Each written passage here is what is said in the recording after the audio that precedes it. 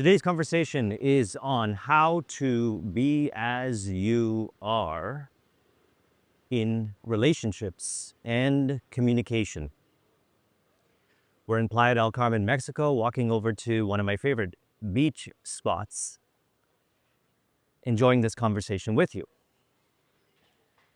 So I consider conversations to be a form of art therapy.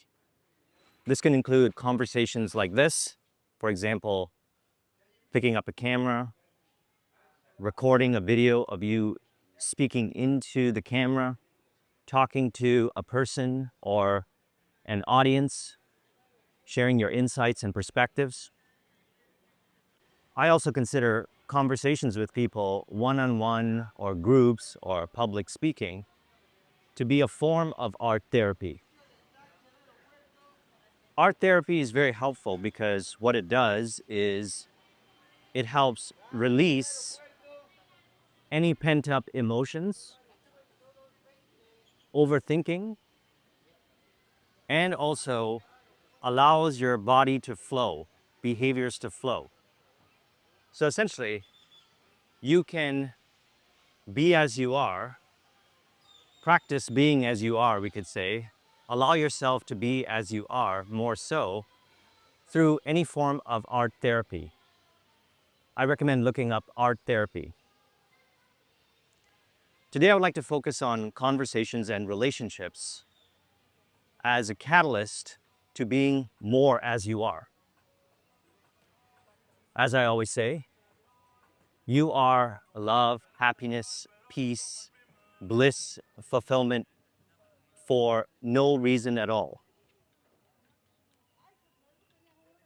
Now, in mind, there may be conditioning that suggests otherwise, that suggests that you are not love, happiness, peace, bliss, fulfillment. And if a person identifies with this kind of inaccurate thinking, a person may experience seeking for externally love, happiness, peace, bliss, fulfillment unnecessarily in relationships and in conversations. And this can result in suffering. Essentially, we get to the realization at a particular point, we could say, that we are that which we seek. We are the love, happiness, peace, bliss, fulfillment that we may seek in relationships, in conversations. So what happens then at a particular point, through perhaps having many conversations, and again, it could be picking up the camera like this and having a conversation with the camera, or conversations with people, I am aware of what I think, what I emotionally relate to the person, to myself, to our relationship, to the environment, to the circumstances, etc. And I'm aware of my behaviors. I'm aware if there's tension in my body. And during the conversations, which again, I consider them to be art therapy, I am presented with the opportunity to release identification to particular beliefs that suggest separation from being love, happiness, peace, bliss, fulfillment, which can appear in mind as overthinking, unnecessary thinking, let's say, emotional reactivity to what the person says, does in the conversation, tension in the body, behaviors, not allowing ourselves to be the way we are, no shame and condemnation. As I am aware of these aspects appearing, if they do appear, I can choose to no longer identify with them. This is referred to in the Bible as putting off the former conversation, putting off the former conversation, which belongs to the old man, which is not you, thus it's not you really thinking, which belongs to the old man, who we could say thinks in terms of separation from being love, happiness, peace, bliss, fulfillment. So why I consider conversations, and again, it could be conversations one-on-one, group, public speaking, conversations like this where you pick up a camera and you start a conversation with someone or a group of people or an audience. Why I consider these conversations to be therapeutic is I can allow myself through the opportunity of the conversation to release identification to these particular beliefs that are generating the illusory thoughts, emotions being experienced in a particular way. We could say social anxiety or behaviors, convoluted behaviors. And what happens then is a person authentically, naturally allows themselves to be as they are. So we could say then the goal is to be as you are. And by being as I am, conversations flow. Now, in the earlier stages, this was very challenging for me, which is one of the reasons why I have been discussing this a lot over the years, because eventually it did get to a point where I saw conversations as an art. Thus, we then have artful conversations, which are mutually beneficial, beneficial for me, beneficial for you, beneficial for divine and evolution, beneficial for a group if you're communicating with a group, beneficial for the audience if you're communicating with an audience. In other words, if you genuinely enjoy having conversations, but it seems that it is challenging to have conversations, or even, let's say, difficult to have conversations, which we can call difficult conversations as well, then by seeing conversations as a form of art therapy, we actually enjoy engaging in conversations with people, and also we experience the therapeutic benefits that result from a person experiencing flow during conversations. So we could say then that conversations are an access point to flow. And being as you are, you flow. Body appears to flow, conversations appear to flow, no overthinking, emotional regulation. People appear to be in harmony with you. You appear to be in harmony with people. And then what happens during the conversations is clarity arises, mutually harmonious conversations. This has been my experience over the years, and I trust that you have been experiencing it as well and benefiting greatly from conversations. See, a person might not realize these benefits. They may actually run away from having conversations because they think the conversations are difficult to have. And that's okay, no shame and condemnation. What I found to be really helpful, and I'll pull it up on my screen here, is the Robert Dilts logical levels and relating it over to conversations. So again, there's therapeutic benefits to having conversations, and there's also benefits to the relationships, as in you have quality relationships, your relationships with people improve, you experience wonderful dating life, relationships, romantic, personal, business, all these benefits and more. You may even get to a point, as I have, where you can walk around in public, for example, and pull out a camera, start talking to the camera, and not be worried about what people think of you, because you realize that that's an illusion to worry about what people think about you. Only you can imagine what people think of you. So I suggest not thinking in terms of separation from love, happiness, peace, bliss, fulfillment. So on the top, we have vision. Then we have identity.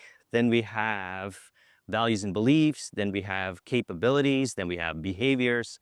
and environment. So your vision is to be as you are. There you are on the top. I spring from the source I am, the sure foundation of love, happiness, peace, bliss, fulfillment, pure delight, where love, happiness, peace, bliss, fulfillment springs from.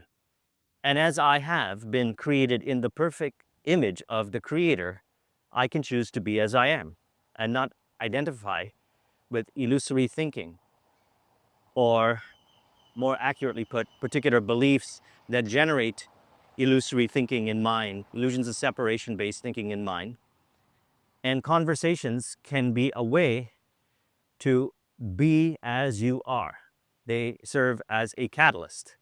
Just as I've been saying for many years, entrepreneurship is a spiritual catalyst. Relationships can be a spiritual catalyst. Friendships can be a spiritual catalyst. I love acknowledging that conversations and communication can be a spiritual catalyst because I've benefited greatly over the years by doing so. I feel more as I am, comfortable wherever I am, as I'm being as I am. So, on the top, you have a vision, which is to be as you are. And in relation to conversation, we could say the vision is flow-based conversation, harmonious conversation, where it doesn't feel stressful, where it actually feels fun and joyous. These are actually some ancient ruins in Playa Car. So, what happens is prior to conversations, during conversations, after conversations, there are opportunity points to accept yourself the way you are. And by that I mean, accept yourself as love, happiness, peace, bliss, fulfillment. You can do that prior to interactions, during interactions, and after interactions. By doing so, what happens is the vision of being as you are transforms the identity. A person may be identified with a false identity construct, which is made up of illusions of separation based beliefs. They have formed this false identity construct for whatever the reason may be, through confirmation bias of limiting beliefs, etc. Now, this identity transforms automatically.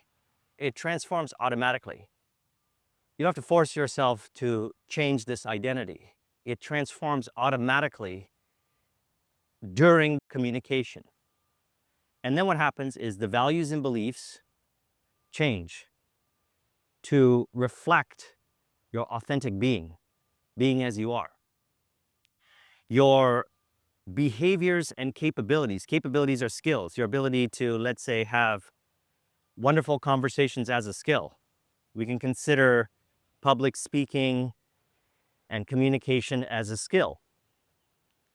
I trust you've noticed this, that the skill of communication in different forms of communication could be one-on-one, could be events, public speaking, on videos, personal life, business life, etc. The skill is cultivated as you remain as you are. We'll explore further. Also, environments change, as in the people, the environments, the circumstance, the information change. The person may change in front of your presence. You'll see, let's say, another side of them. More accurately put, you'll see the authentic side of them, which is love, happiness, peace, bliss, fulfillment. Or relationships, new people may show up in your life and they appear to reflect where you are right now, the degree of self-acceptance. Now that's interesting for me because I come to Playa del Carmen quite often. And I continue this journey of being as I am, accepting myself unconditionally. And what happens is everybody that I meet here, I meet a lot of new people every time I come here. They all appear to think the same things, say the same things, have the same interests, it appears that the environment has changed. So it appears that way. Isn't that interesting? It appears that the environment has changed. All I know is that I have been being more as I am. As I remain as I am, what happens is people appear to change. Environments appear to change. We could say appear to transform. So let's talk about how we can apply this practically. Now, prior to conversations with people, if there's thoughts of doubt, uncertainty, that the conversation will go in an inharmonious way, practice releasing identification to the thoughts by being still, allowing those thoughts to disappear in mind. And they will, as you are not the thoughts, so the thoughts disappear. Now, emotions. Practice emotional regulation. By that I mean, if emotions arise, let's say a person labels them as fear or anxiety, feel the emotions being released. Allow the emotions to be released. That is the benefit of art therapy in any shape or form, whether it be doing art therapy in dance or painting or sculpting or pottery. If emotions arise, we find it easier to release the emotions as we're doing something that we genuinely enjoy to do. And with conversations, we genuinely enjoy having harmonious relationships. I trust you'll agree with me on that. Although a person may not believe that they can have harmonious relationships, no shame in condemnation. We can start having wonderful, harmonious relationships. So, prior to the interaction, thoughts, emotions, and behaviors. If there's tension in the body, release it. So let's say you see someone and you're interested in starting a conversation with them, or you would like to have a conversation with one of your friends, or a business partner, or romantic partner. And it is on what the person may call a difficult topic, which for a person starting a conversation with someone they have never met before, that could be considered a difficult conversation. So thoughts, emotions, behaviors. If thoughts that suggest that you are not accepted by them in the form of love, happiness, peace, bliss, fulfillment arise in mind, that is not you really thinking. Those are thoughts that are rising from beliefs in mind that the individual may have at one point been identified with, which then we could take the opportunity for mind purification. Release those thoughts. And then you may notice that you naturally go and start the conversation with the person. Now, there may also be strong emotions, and a person may label those emotions as revealing fear, doubt, uncertainty, not love, not happiness, not peace, not bliss, not fulfillment, which is our true nature. By thinking in terms of separation, the person will reject me, not accept me the way I am. Who I am is not the kind of person that this other person is interested in, or all kinds of illusory thoughts like that. And emotions may be revealing these thoughts or these beliefs. So these emotions, let's say, could be felt as fear or anxiety, social anxiety. Some refer to it as social anxiety. Again, allow the emotions to be released. Feel the emotions being released. And then you notice that it is easy for you to start the conversation. You may notice you automatically naturally walk over and start the conversation. If it's a friend, if it's a relationship partner, you pick up the phone and have a conversation with them. You start the conversation. So that's prior to interactions. Let's talk about during interactions. So during interactions, what can happen is, again, illusory thoughts may appear in mind. Emotional reactivity to what a person says, does, what they don't say, what they don't do. Unnecessary thinking in terms of separation from the fact that you are love, happiness, peace, bliss, fulfillment may arise. That's okay. Totally fine. Practice not identifying with those thoughts. It gets easier and easier with practice to not identify with those thoughts. And you'll notice that the conversation flows. Now, what's happening with respect to the Robert Dill's logical levels is that identity is transforming just by having conversations with people. That identity is transforming. It is becoming, we could say, true identity, the true self identity, the embodiment of your higher self, your authentic self. That's what's happening. And as a result, the values and beliefs change, the behaviors transform, the capabilities transform, and the environments. In this regard, the relationship transforms. It may appear as, and I trust you've noticed this, all of a sudden you're relating harmoniously with this person. All of a sudden you're relating lovingly. In the conversation, delight appears in the form of love, happiness, peace, bliss, fulfillment. As the source of delight within is pure love, happiness, peace, bliss, fulfillment. So you get to experience your true nature by being as you are through the catalyst of conversations. So that's happening during the interactions. Oh, and with respect to during the interactions, you may notice that you communicate things that were on your heart that you never communicated before, as you have been seeing relationships as a form of art therapy. I trust you've noticed this.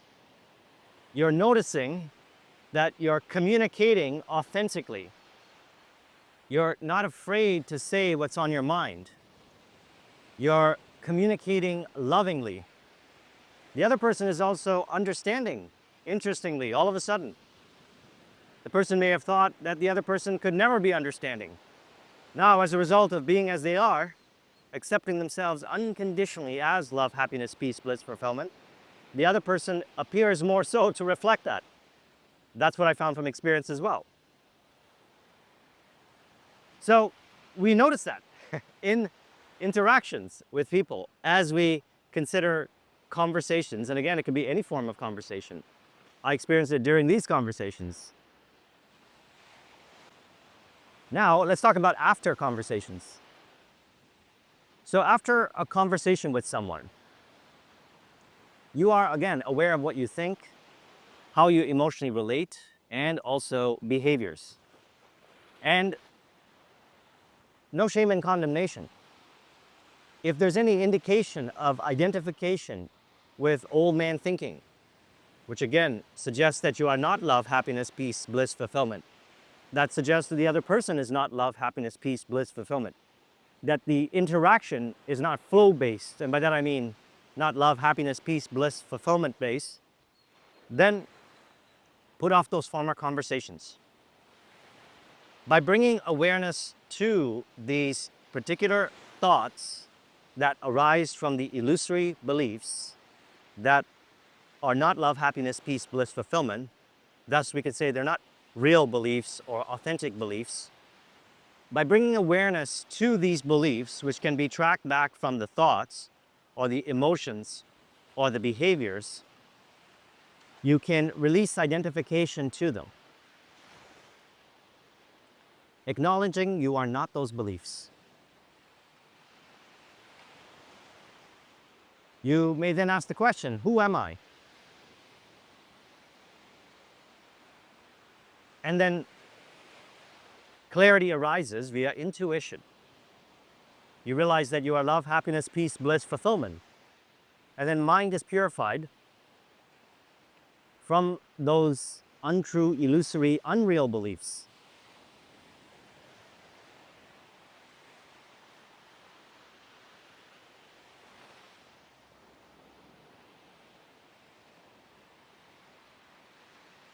Sometimes you may benefit from doing something like that.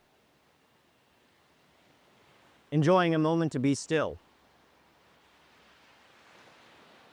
It could be 3 seconds of being still. It could be half a second of being still. It could be a minute, 5 minutes. Because by being still, we could say you remain as you are, and from there, you know what to say, what to do, what not to say, what not to do, when to do it, when not to do it, why to do it, why not to do it. All those answers are received within in the silence. So prior to interactions, you are aware of what you think, how you emotionally relate, and your behaviors. If there's any indication of illusions of separation, of not being love, happiness, peace, bliss, fulfillment, release. And then you get to enjoy the conversation. You start the conversation. During interactions, again, the same guideline. You are aware of what you think, how you emotionally relate. Emotions reveal, thoughts reveal, behaviors reveal. You're aware of what you think, how you emotionally relate, and your behaviors. And if untrue thinking arises in mind, release. No need to identify with those untrue thoughts. If emotions arise that we can say are indicating anxiety, stress, uncertainty, feel the emotions being released. This gets easier and easier with practice. Maybe in the earlier stages, for some individuals, because they haven't been practicing this, they find it really challenging to release their emotions during the interaction.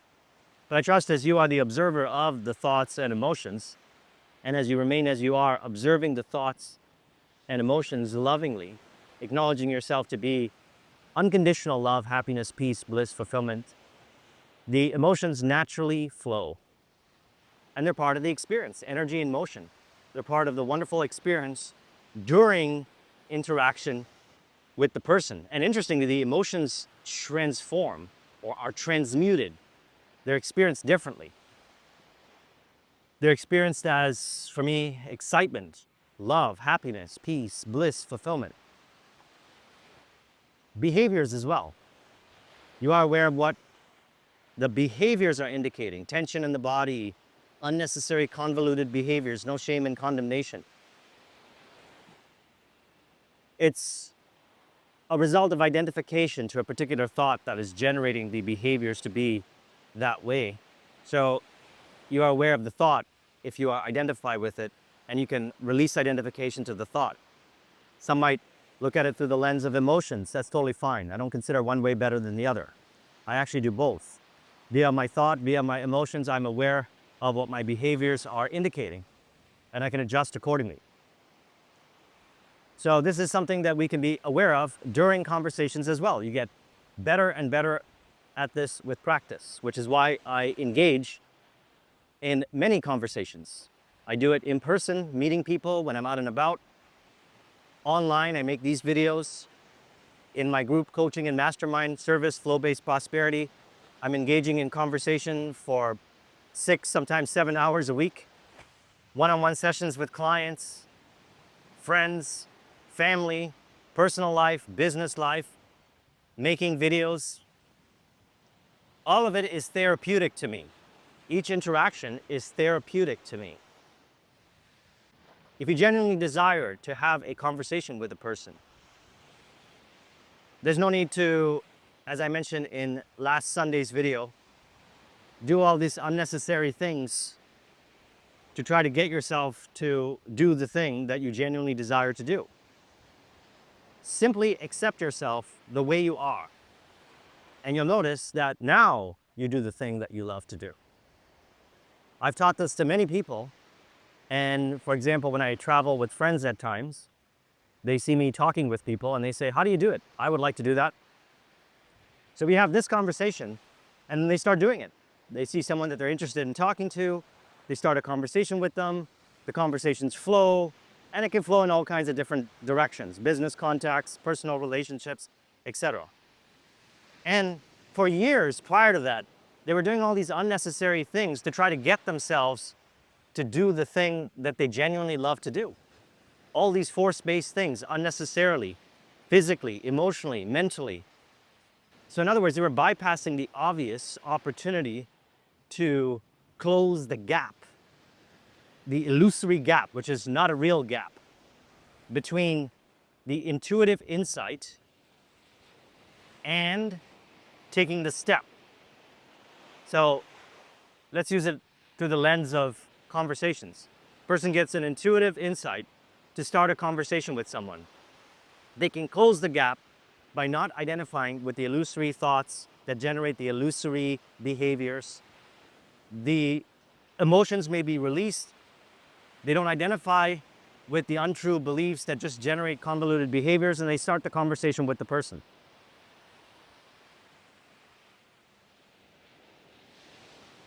Nothing to do but be as they are. They start the conversation with the person. During the conversation, the same.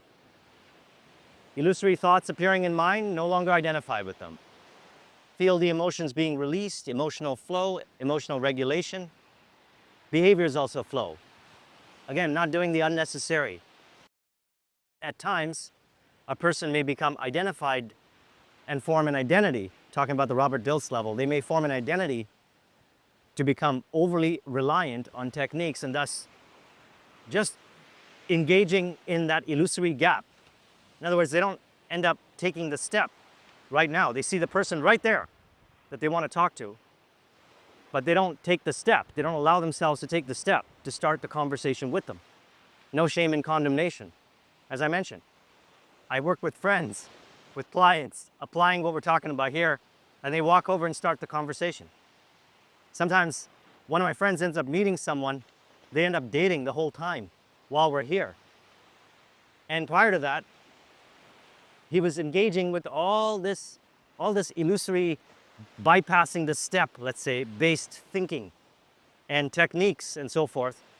And he was thinking they were helpful, but months would go by, years would go by at times, and nothing would change. That's why being as you are is what all the spiritual texts and all the philosophical texts, the psychological books, etc., point to. Radical self-acceptance, true self-acceptance, unconditional self-acceptance. As I remain as I am, everything flows. People flow, environments flow, I flow.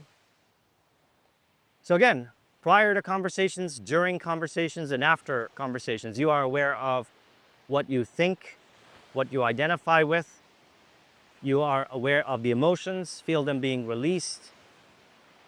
It's okay to experience emotions this way or that way, however you choose to label them. They're energy in motion that you could feel being released, and you end up taking the step, thus closing the illusory gap between intuition and taking that step.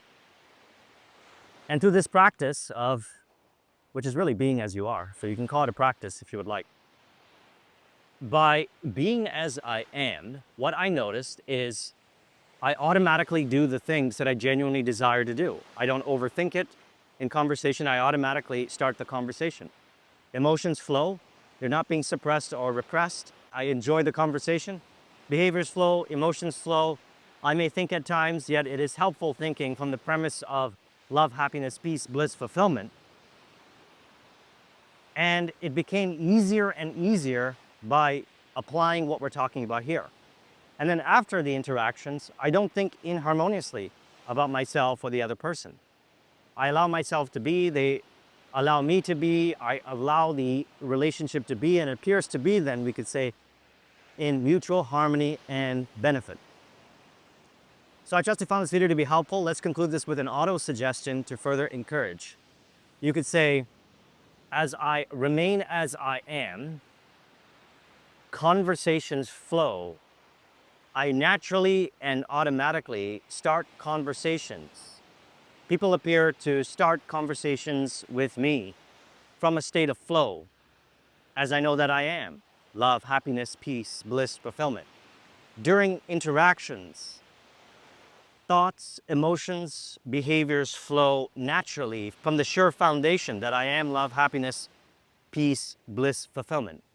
And as I get to be as I am during conversations, I facilitate as well the other person being as they are to play out as mutual harmony in conversation and relationships. Upon reflection of the conversation and relationship, I continue to imagine them as they are, lovingly, acknowledging their true nature as love, happiness, peace, bliss, fulfillment, thus acknowledging my true nature as well as love, happiness, peace, bliss, fulfillment, to play out as love, happiness, peace, bliss, fulfillment, flow-based relationships with increasing frequency on a continuous basis as far as the senses perceive.